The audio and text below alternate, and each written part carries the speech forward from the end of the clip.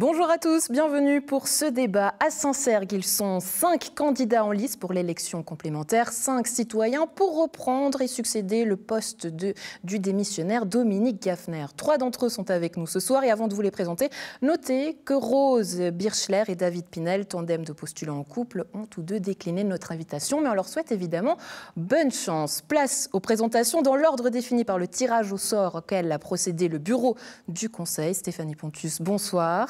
Bonsoir Andrea. Vous êtes candidate sur la liste Positive Altitude qui réunit déjà les 4 municipaux en place. Stéphanie Pontus, si je vous dis que vous êtes la chouchou, celle que l'exécutif est venu chercher, vous répondez quoi ? Alors bien sûr, c'est toujours gratifiant et valorisant d'avoir ce soutien-là, mais j'espère aussi être la chouchou de l'ensemble des électeurs surtout. Voilà qui est dit, qui donne le ton et on passe en rythme au candidat suivant, au pas de course plutôt, une discipline que connaît bien Eusébio Bouchon. Bonsoir. Bienvenue sur ce plateau. Alors vous êtes connu pour courir des marathons, 1 marathon par jour, mais vous êtes novice en politique. Est-ce que c'est pas un peu prétentieux de vous présenter aujourd'hui sans expérience ? Non, je me dis pourquoi pas, pourquoi toujours aux autres non, pas du tout. Ouais. Je suis prêt. Prêt et l'aspect compétitif. Et ça, on va le voir notamment durant ce débat. Place à notre 3e candidate du jour et avec nous sur le plateau, Amélie Galatola. Bonsoir. Bienvenue. Alors, quant à vous, vous vous présentez sur la liste L'Alternative de Saint-Cergue. Vous tentez votre chance pour la 2e fois après les élections plénières de mars 2021. En un mot, est-ce qu'on peut dire que c'est une campagne de revanche ? Pas du tout. C'est le plaisir de faire évoluer les choses à Saint-Cergue.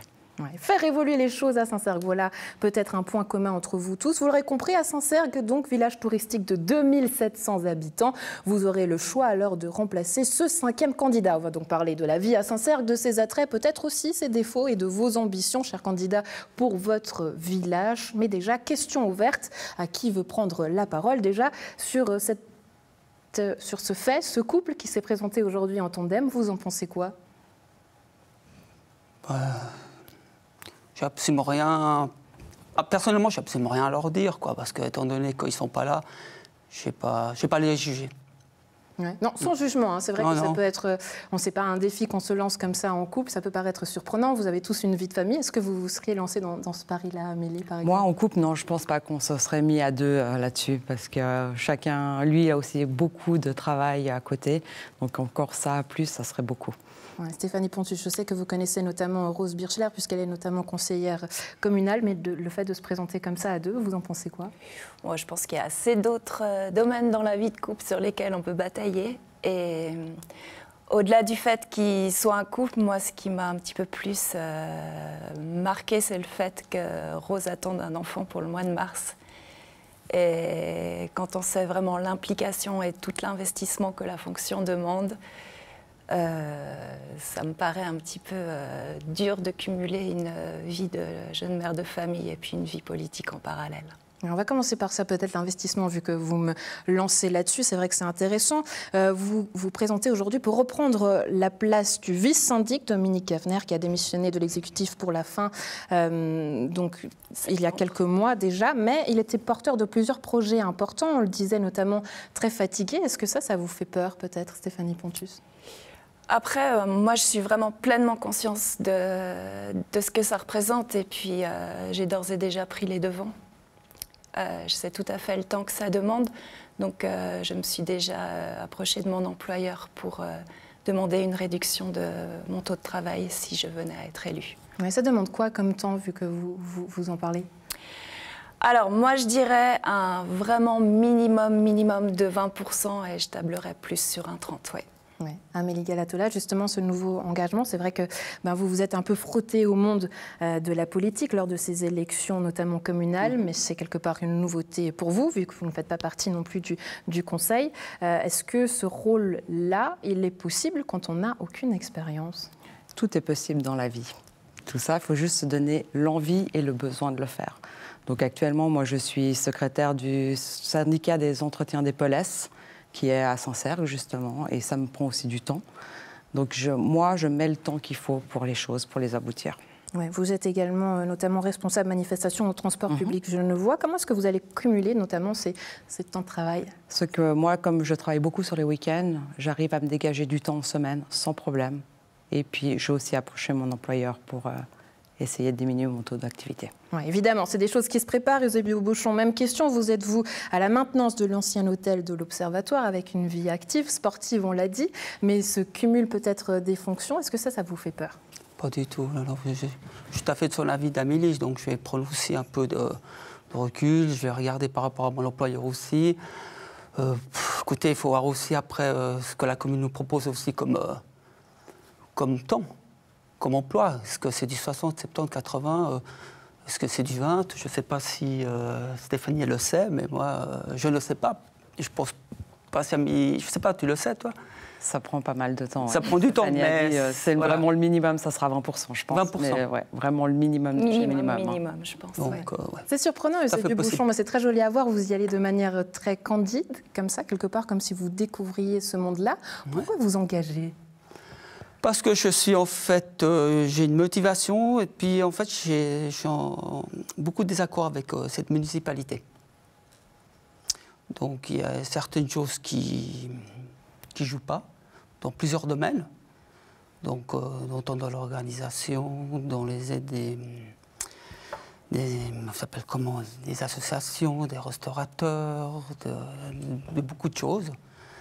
Et puis au sein même de la municipalité des candidats, donc des municipaux municipales. Les mécontentements. Alors c'est vrai qu'on en avait beaucoup entendu parler lors des dernières élections communales. Le débat était très vif à Saint-Cergue, notamment sur les réseaux sociaux. Ces mécontentements, ils ont notamment été portés par la liste de l'alternative de Saint-Cergue. Amélie Galatola, vous en savez quelque chose. Ça veut dire quoi, que ces mécontentements, ils sont toujours d'actualité? On l'entend, hein, Eusébio vient de le dire. Je pense que nous, quand on a fait notre première campagne, c'était vraiment pour brusquer la population, pour voir vraiment ce qui n'allait pas bien. Et ce qui a permis que les gens ouvrent les yeux maintenant. Donc ils voient que les choses ont évolué, mais après, chacun est libre de penser que ça soit la bonne ou la mauvaise manière. Et je pense que la population est en train de remarquer que ce n'est pas dans leur sens actuellement. Ouais, alors apparemment, et ça n'engage que vous êtes deux à remarquer que les choses ne vont pas dans le sens que vous voulez. Qu'est-ce qui ne fonctionne pas à Saint-Cergue, Amélie Galatola? Après, c'est une question aussi de sécurité des écoliers qui vont à l'école. Il y a déjà ça, l'entretien des routes. Il y a plein de points qui font que ça fait un tout et que les choses perturbent la population. Stéphanie Pontus, est-ce que vous êtes d'accord avec ça, sachant que vous êtes justement sur la liste Positive Altitude qui compose aujourd'hui la majorité et l'entièreté de l'exécutif de Saint-Cergue? Peut-être en premier lieu, je rappellerai que tous sont des miliciens et puis qui s'engagent beaucoup. Donc déjà, avant toute chose, moi je salue d'abord leur travail. Après, par rapport Amélie soulevait la question des écoles, il ne faut pas oublier qu'il y a aussi beaucoup de domaines, les eaux, les écoles, etc., qui sont gérés de manière intercommunale. Donc je veux dire, ce n'est pas Saint-Cergue seul qui décide pour l'école.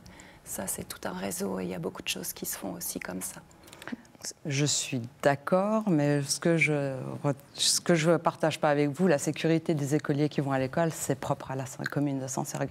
Ce n'est pas sur l'intercommunal. Il y a justement, lors de la dernière séance du conseil communal, c'était à l'ordre du jour. Et puis, il y a justement eu ces discussions qui ont été faites. Et puis je pense qu'après ça, il y a eu des modifications qui ont été entendues et mises en place. Qui ont été entendues, mises en place, mais ce n'est pas encore assez, je pense, pour la sécurité des élèves. Ouais, c'est vrai que les écoles, ça faisait partie notamment de gros projets de l'ancienne législature à Saint-Cergue. C'est un projet qui a eu lieu. C'est vrai que 2700 habitants à Saint-Cergue, donc on le comprend, il le faut une école. Mais pour revenir à ce que vous disiez, Eusébio Bouchon, aujourd'hui vous dénoncez certains dysfonctionnements ou des choses qui en tout cas ne vous plaisent pas à Saint-Cergue. Qu'est-ce que vous voulez changer? Écoutez, admettons, ils posent des aérodateurs. Il y a des places de parking, il y a la communication qui ne fonctionne pas, il y a le secret professionnel de certaines municipales qui n'est pas respecté. Il y a plein de petites choses comme ça qui en fait que ça fait vraiment un paquet de surprises. C'est vraiment, on est arrivé à un stade, je pense qu'il faudra peut-être qu'on bouge maintenant. Et on peut regarder concrètement le concert de jazz. Oui, ça veut dire quoi qu'aujourd'hui, Eusébio Bouchon, il y a une boîte de Pandore à ouvrir à Saint-Cergue? Est-ce que vous êtes d'accord avec cette image? C'est-à-dire, une boîte de Pandore, vous entendez quoi? À vous entendre, il y a certainement des choses qui ne vont pas. Est-ce qu'aujourd'hui, il y a un couvercle à soulever pour découvrir certaines choses? Oui. Bon, je ne pourrais pas tous en parler aujourd'hui, ce soit parce que justement, il y a certaines choses que c'est secret on dirait secret parce que, comment vous expliquer, c'est assez compliqué d'en parler. Voilà. Je pourrais juste vous dire que certaines choses, je sais qu'il y a une municipale qui a pris pour se défendre en tant que dans des affaires privées, qu'elle a pris un document qui était tamponné par la bourse communale, là-bas. Et puis s'en est servi justement pour une affaire privée. En 2021, j'ai voulu organiser aussi une manifestation en fait ça s'appelle comment de sportive, une manifestation sportive, et j'ai eu beaucoup de problèmes. D'accord. Alors c'est vrai que quand je vous dis beaucoup de problèmes, c'est des problèmes, beaucoup de mensonges. Oui, beaucoup de mensonges. Alors on entend des secrets de village. Alors évidemment, ces propos n'engagent que vous, Eusébio Bouchon, mais qu'est-ce que ça dit peut-être de l'identité, en tout cas de l'atmosphère qu'il y a au village? On comprend qu'aujourd'hui les choses ne vont pas bien. Est-ce que vous êtes d'accord avec ça, Stéphanie Pontus? Est-ce que voilà, on entend des secrets, des mensonges, sans vouloir, voilà, aujourd'hui peut-être dévoiler ici parce que ce n'est pas l'affaire de ce débat, mais est-ce qu'il y a une mauvaise ambiance à Saint-Cergue? En tout cas, moi, personnellement, et ça n'engage que moi, j'ai vraiment pas ce ressenti-là. Après, moi, j'ai aussi fait l'effort d'aller rencontrer les municipaux, justement pour savoir à quoi engager cette fonction, combien de temps ça prenait, ce qui vraiment en savoir plus. Et moi, j'étais face à des gens intègres, j'étais face à une équipe qui me semble soudée, complémentaire, qui est bien évidemment pas tout à fait unanime tout le temps, puis ça c'est bien normal et c'est tant mieux. Mais en tout cas, j'ai pas ce ressenti-là, non. Oui, Amélie Galatola, c'est vrai que ça fait un moment que vous y vivez à Saint-Cergue. Je ne sais plus exactement en quelle année vous êtes arrivée, rappelez-le-moi. 2016. 2016. Janvier 2016. Mais quelle est l'ambiance au village? Est-ce que vous êtes d'accord? Est-ce que vous entendez finalement deux versions assez différentes? Où est-ce que vous vous situez? Alors, après, il ne faut pas juger les gens quand on ne les connaît pas. Ça, c'est quelque chose qui est sûr. Mais c'est sûr qu'après, il y a toujours les pour, qui sont plutôt proches de la municipalité, qui intègrent totalement ce qu'ils font, et les autres qui sont contre complètement, justement. Et c'est pour ça que je me présente, parce que j'aimerais justement rejoindre les deux ensemble, afin que tout soit nickel. Ouais. Bon, on va essayer de vous différencier sur des sujets qu'on va amener. On sait que, notamment à Saint-Cergue, l'enjeu, c'est toujours de développer la vie sociale et faire venir du monde aussi en période estivale, pas qu'en période hivernale. J'imagine que vous serez d'accord avec moi, cher candidat. L'exécutif a notamment mis sur pied un nouveau festival, le Festival de Jazz de Saint-Cergue. Bonne idée ou pas, Stéphanie Pontus, déjà? Alors, moi, en tout cas, je salue l'initiative. Toutes les animations qui se mettent en place, pour moi, c'est quand même de l'apport de vie pour le village. Donc, c'est vraiment quelque chose de très bénéfique. Après, là où je peux mettre un petit bémol, effectivement, on salue l'initiative. Après, c'est vrai que la municipalité doit plus se situer dans des aspects stratégiques. Et puis là, elle a vraiment dû mettre la main à la pâte pour faire fonctionner ce village. Ce qui, à quelque part, est normal. Il ne faut pas oublier non plus qu'on est une toute petite commune. Il n'y a pas 200 collaborateurs avec des chefs de service à tous les étages.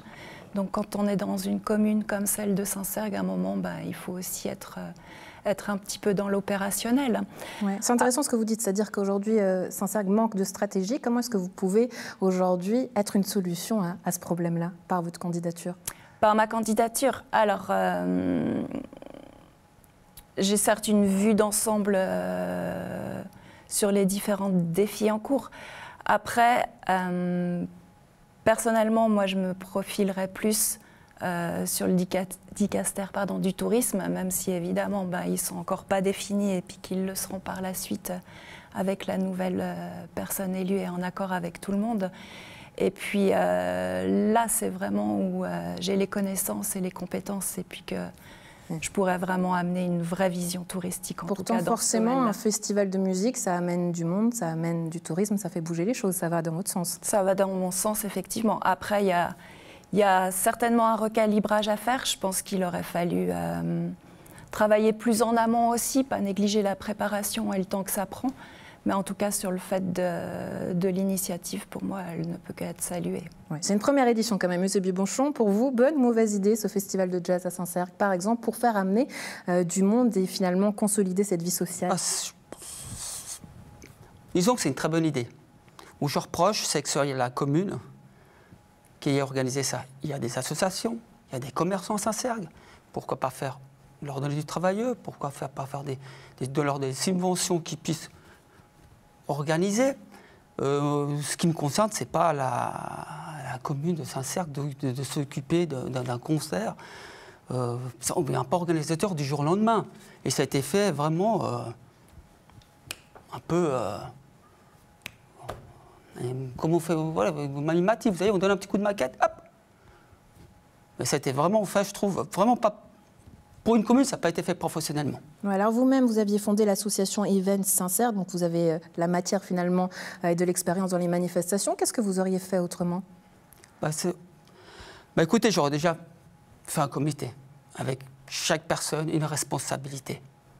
Une personne qui s'occupe des sponsors, une personne qui s'occupe des flyers, une personne qui s'occupe de trouver les chanteurs. Vous voyez, chaque personne a vraiment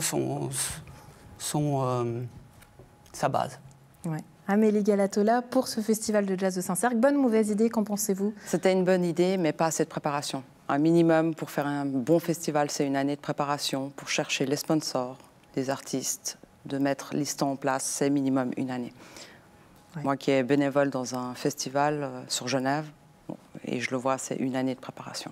Bon, donc à garder, mais des choses à améliorer, chacun avec vos points de vue. On va passer à l'urbanisme. On sait que Saint-Cergue, c'est un village proche de la nature, un écrin de verdure où il est très difficile d'entreprendre quoi que ce soit sans négocier des aménagements du territoire. Au niveau de l'urbanisme, peut-être, Stéphanie Pontus, on va commencer avec vous. Comment préserver cet aspect naturel et finalement grandir, puisqu'évidemment, il va le falloir et qu'on en a envie toujours de grandir. Comment préserver ça en gardant cet aspect nature? Ouais, c'est là vraiment toute la dualité. Donc, il y a effectivement un développement qui se fait, et puis tout en préservant vraiment l'identité villageoise d'une part, et puis aussi tout ce site paysager dont Saint-Cergue a la chance de bénéficier. Ouais. Ouais, ça va passer par quoi, à votre avis? Quelles sont vos idées pour Saint-Cergue?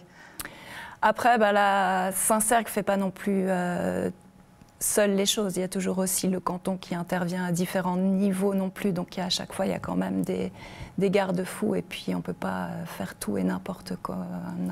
Hein. Ouais. Amélie Galatola, vous êtes d'accord avec cette idée? C'est vrai que Saint-Cergue a cette image de village transit, mais est-ce qu'aujourd'hui, elle ne doit pas peut-être s'en détacher pour grandir et proposer autre chose et avoir une vraie identité?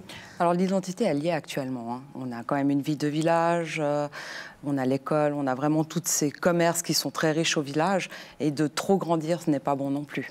Ça, c'est sûr. Il faut garder cette identité de village tout en intégrant des immeubles qui sont en train de se faire, mais pas de grande taille, parce qu'autrement, on perdrait cette image du village. Cette authenticité peut-être, Eusébie Bonchon, justement l'urbanisme, dans 5-10 ans, quel visage vous imaginez pour Saint-Cergue? C'est-à-dire là, je ne sais pas trop, mais je veux dire, franchement, je suis plutôt de l'avis d'Amélie. Vraiment.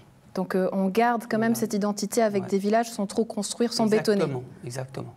Garder l'aspect village, montagne, que ça fasse vraiment touristique, quoi.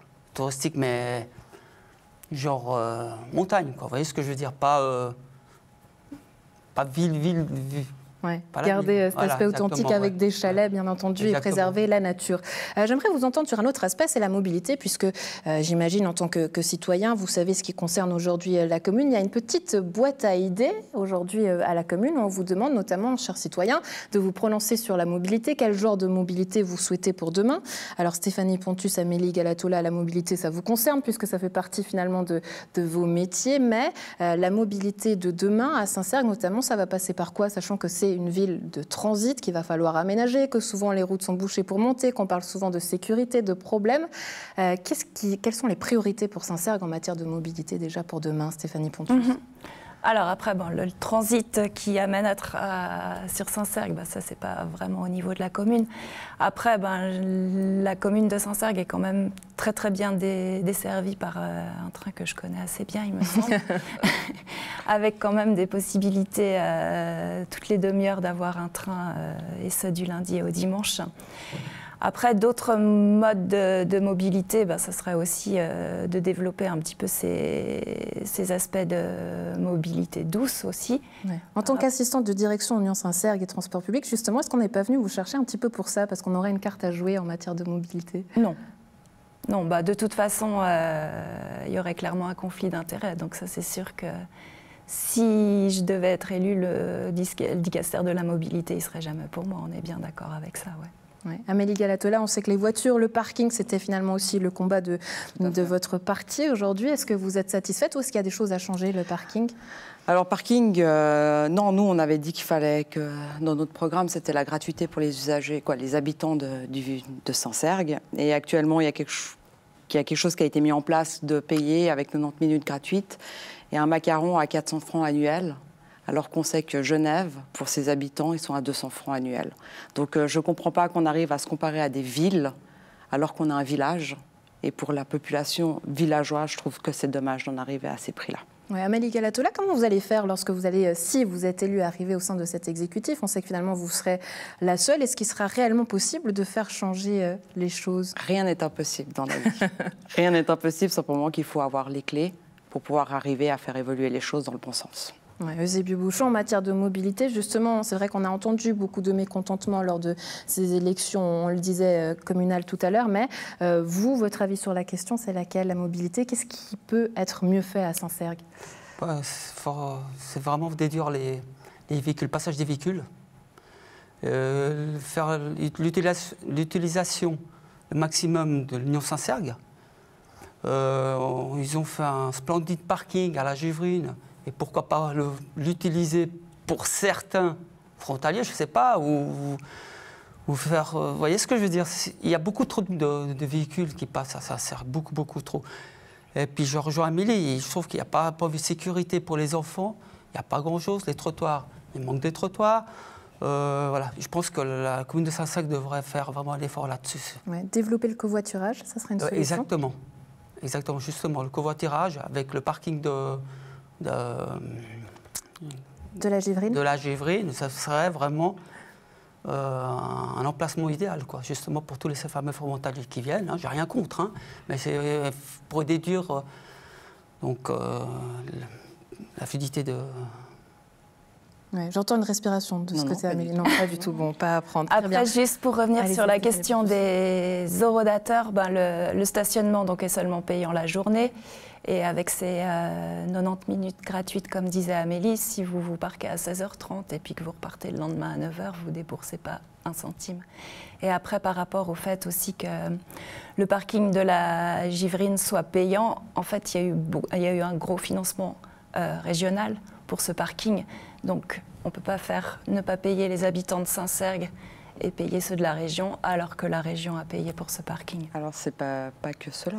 Je parle des habitants, par exemple, qui travaillent de nuit, qui habitent à Saint-Cergue la journée, qui n'ont pas une place de privatisée pour eux, chez eux, alors qu'on voit très bien que le macaron sera obligatoire aussi pour eux, pour qu'ils restent toute la journée, et qu'on fait payer ça à 400 francs par l'annuel, alors qu'à Genève, c'est 200 francs par habitant. Après, il y a quand même la plupart des habitants qui ont quand même une place de parc avec leur logement. Il y a une minorité quand même qui n'a pas cette chance, surtout les locataires n'ont pas cette chance d'avoir ce parking à disposition. Ouais, et c'est ça que je trouve dommage. Ouais. Alors, d'un côté de la table, on dit « OK, on paye », de l'autre, on n'est pas vraiment satisfait, on ne vous mettra pas d'accord sur la question. Mais dernier tour de table pour chacun, j'aimerais savoir un projet qui vous tient à cœur pour Saint-Cergue, ça serait lequel et qu'est-ce que vous voulez défendre, Amélie Galatola? Alors moi, c'est l'écologie et le prix de l'électricité. Ça passera par quoi? Quel prix et qu'est-ce qu'on fait écologique? Donnez-nous des exemples. Écologique, c'est de mettre un peu plus de panneaux solaires ou photovoltaïques sur les bâtiments communaux. Ce qui est en train de se faire pour le Vallon, qui a été voté au Conseil, le dernier Conseil qu'il y a eu, et renégocier les prix d'électricité comme il faut. Oui, ça va être difficile en termes de Ça va être difficile, oui, tout à fait. On est d'accord, mais en sachant qu'au dernier conseil, M. Matet a parlé qu'ils ont refusé une augmentation de 300% avec la remontée d'énergie, alors qu'ils sont passés de 6 centimes à 46 de tête, si je me rappelle bien. Donc ça fait 800% d'augmentation. Je pense qu'il y a quelque chose à faire. Ouais, et à négocier. Eusebio-Bochon, s'il y avait un projet qui vous tient à cœur pour votre village de Saint-Cergue et sur lequel on pourra compter sur vous, si vous êtes élu, ça serait lequel? Moi, les seuls projets, c'est vraiment les organisations, les manifestations, relancer la vie économique de Saint-Cergue pour les restaurateurs, les magasins, les associations. C'est vraiment, moi, c'est mon projet de relancer la vie économique. Ramener de la vie au village. Exactement. Très bien, Stéphanie Pontus, c'est un projet qui vous tient à cœur pour Saint-Cergue. Et si vous deviez convaincre vos électeurs, vous leur dites? Alors moi, j'aurais vraiment à cœur de reprendre un petit peu le tourisme, parce que là, Saint-Cergue a beaucoup à faire, Saint-Cergue a beaucoup de défis devant elle. Et maintenant, il y a des projets qui se présentent, des projets qu'il va falloir suivre, d'autres qu'il va falloir développer, et vraiment, ça en ayant vraiment une vision globale, vraiment en voyant toute la chaîne touristique, tous les acteurs qui sont impliqués, puis vraiment qu'il y ait une cohérence entre tous ces maillons de la chaîne. Et puis, vraiment, je pense que la municipalité a un vrai rôle de coordinateur à jouer là-dedans.